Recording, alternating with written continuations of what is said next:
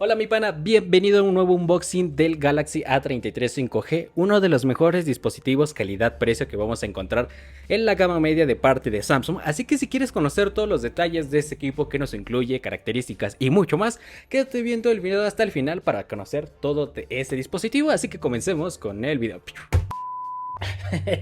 Comenzamos. Vámonos directamente al unboxing del Galaxy A33 5G. Te voy a spoilear un poco, ya no vamos a encontrar nada de cosas dentro de la caja, sino manuales, la caja, el equipo y el cable de carga, que te debo aclarar y es una muy buena opción que me parece de Samsung por fin actualizar sus cables de carga. Ahora sí van a ser de USB-C a USB-C, pero una desventaja es que no incluye el adaptador de corriente, por lo tanto vas a tener que comprar uno nuevo que tenga la entrada USB-C, por lo tanto no es tan buena opción eso. Pero mejor te voy a contar algunas características de este dispositivo mientras lo abrimos para que este video no dure 30 segundos.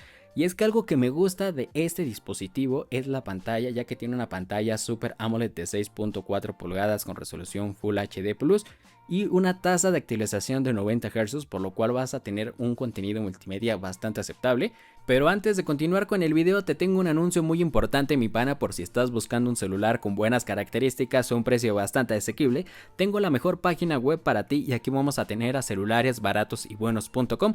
Te dejaré su enlace aquí abajo en la descripción y es que aquí encontraremos dispositivos nuevos, reacondicionados y muchas ofertas. Y ahora sí, vámonos con el video. En cuanto a versiones de memoria RAM, tendremos 6 u 8 GB de memoria RAM y almacenamiento interno que van desde los 128 GB hasta los 256 GB de almacenamiento interno. Obviamente se puede expandir el almacenamiento con tarjeta micro SD hasta 1 TB y tenemos una batería de 5000 mAh con una carga rápida de 25 watts que no tiene nada de rápida, pero que le podemos pedir a Samsung si siempre maneja estas cargas rápidas hasta en la mayoría de sus gamas altas.